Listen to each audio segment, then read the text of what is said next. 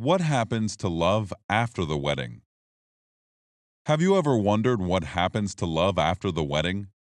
This is a common question people ask marriage expert Gary Chapman. However, Chapman states that the answer is anything but simple.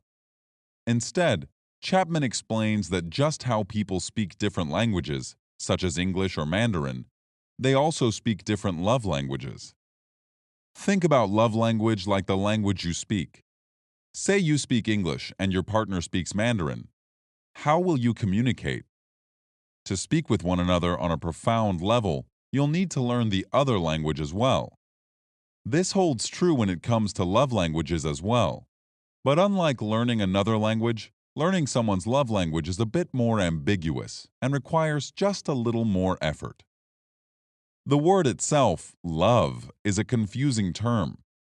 We use it all the time to describe the foods we enjoy, like tacos and ice cream, as well as activities we partake in, like jogging or dancing. But what does love mean to you? To answer this question, Chapman suggests that you look back to your childhood.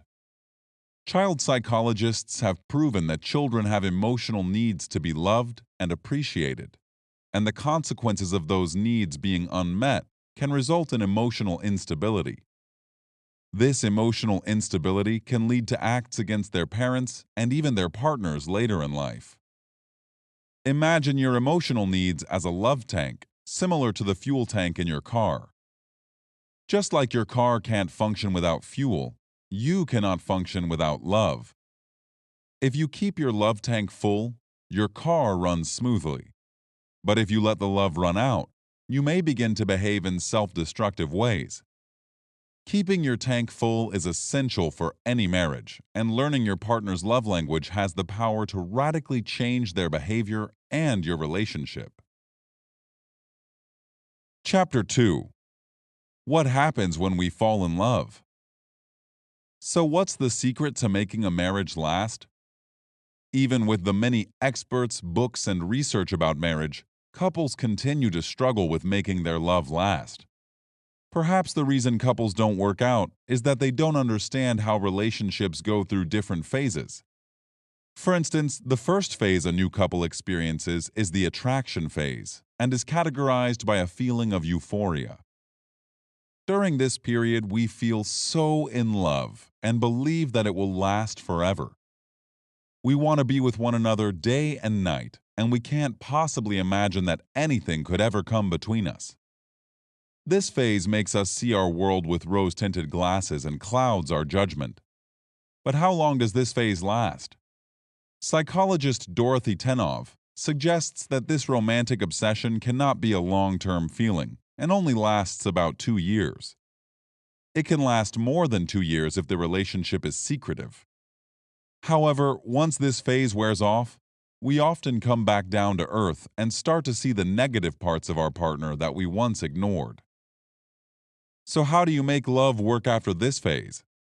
The truth is, we need to stop obsessing over the idea of being in love. Instead, real love fades, and we must work hard to keep our relationships afloat. To do this, it's not about feeling in love, but rather about feeling genuinely loved by another person. In other words, we need to feel worthy of love and work on emotional communication that can sustain the relationship. It's time to adopt a new way of thinking, define your expectations from your partner, and lay the groundwork for building a successful relationship. Chapter 3. Words of Affirmation. How do you feel when you receive a compliment?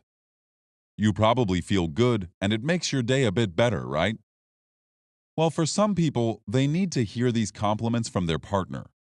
Their love language is words of affirmation, and they simply desire to hear positive words of reinforcement from their partner. It could be a small compliment or even a simple thank you for something that you did. So how can you speak this language? Begin with encouraging words. By encouraging your partner, you begin to inspire courage. So when you detect that your partner wants to try something new, you can use encouraging words to support them and push them in the direction they want to go. It's important to keep your partner's interests at the forefront when encouraging your partner to do something they want to do. Your words need to come from a place of genuine empathy and support. For instance, if you want your partner to get a higher paying job, your encouraging words might have the opposite effect. Your words can become discouraging if they don't want to make the change too. However, encouraging them to foster a new skill or talent is a great time to use words of affirmation to show your support for your partner. Next, use kind words even when you're harboring feelings of resentment and living in the past. It's useless to resent your partner for things that have happened in the past. Instead, Chapman suggests that you leave failures behind and live in the present. Forgive your partner and create a positive environment in which you share kind words, even for completing small tasks like washing the dishes and beginning a load of laundry. The use of humble words is important in a relationship as well. You should avoid demanding things from your spouse. Otherwise, your relationship could turn into a parent-child dynamic versus a partnership. Instead, you should request something from your spouse which allows them to feel affirmed and become generous in return. For instance, a client of Chapman's once walked into his office and complained about how her husband still hadn't painted their bedroom even after 9 months of telling him to do it. Chapman suggested that instead of demanding him to paint the bedroom, try complimenting him every time he did something she liked. While skeptical at first, his client tried this technique. What happened? Well, just 3 weeks later, her husband painted the bedroom. The trick is to focus on complimenting your partner versus criticizing them. Chapter 4: Quality Time. In today's world, we are busier than ever. We divide our time between work, friends, family, and self-care. We lead busy lives, and quality time has become a precious commodity. When we get home after a long day's work, we might spend our evenings eating dinner, putting the kids to bed, and watching TV. But Chapman suggests that sitting on the couch together watching TV is not quality time spent together. So what's the key to spending quality time with one another? Undivided attention. With countless distractions from our smart devices, it can be hard to spend time without interruption. Quality time is about spending time together and focusing your attention on your spouse, not simply being in the same room with each other. Instead, Chapman suggests that the secret to quality time is focused attention. You don't need to be gazing into the other person's eyes non-stop, but you do need to be giving your partner your full attention. For instance, you can go on a date, go for a walk, or even prepare a meal together. This kind of quality time allows you to share love, respect, and appreciation for one another.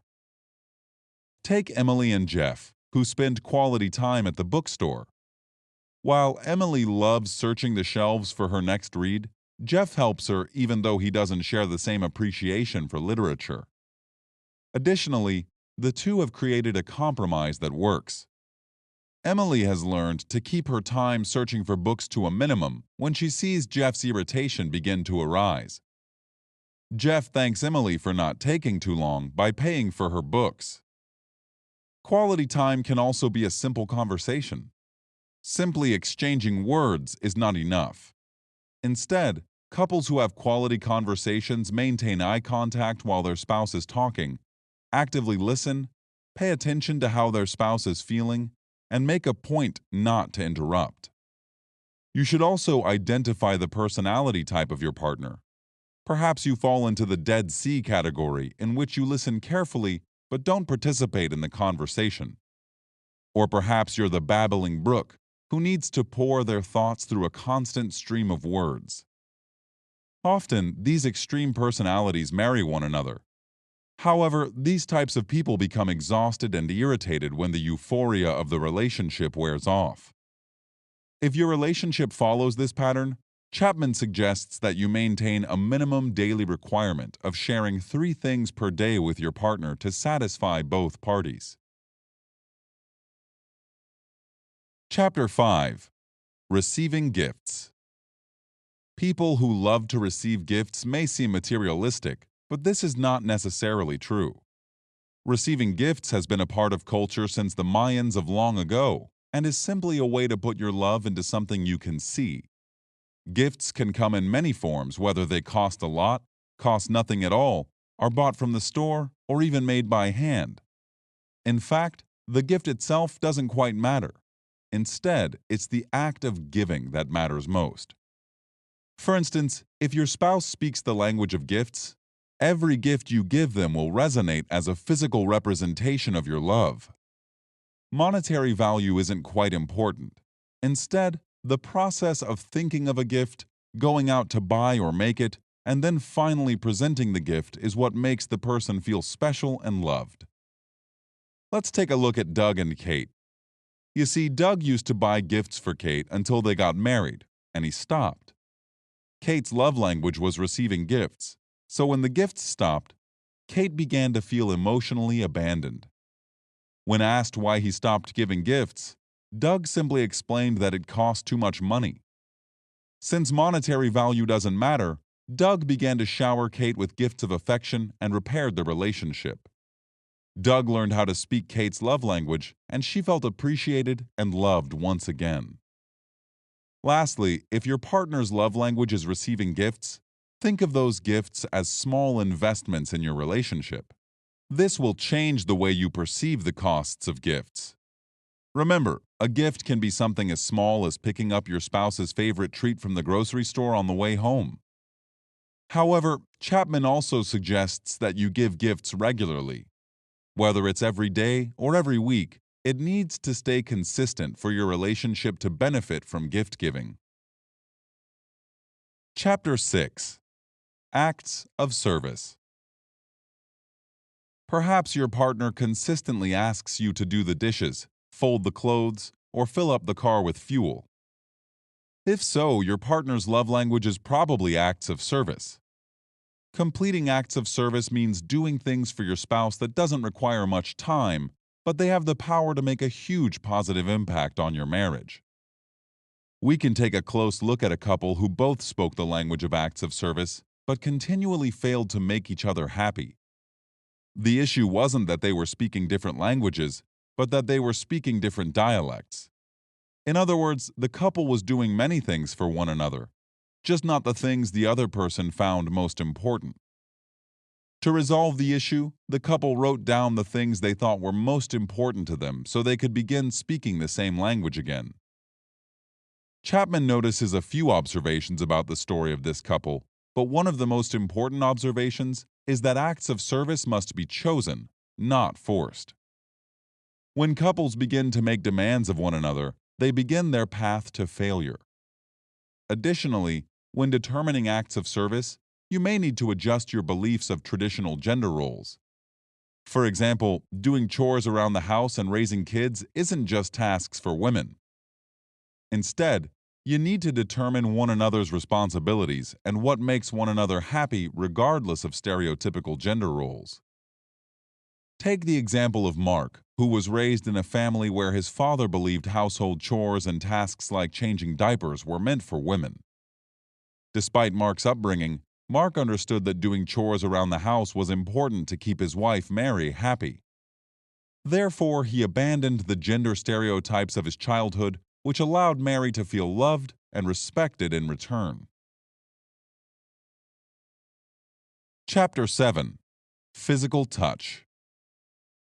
Research proves the importance of physical touch when studying babies who were often held and kissed versus those who weren't. Those who experienced more physical touch went on to lead healthier emotional lives, and many crave that same physical touch later in life from their partner.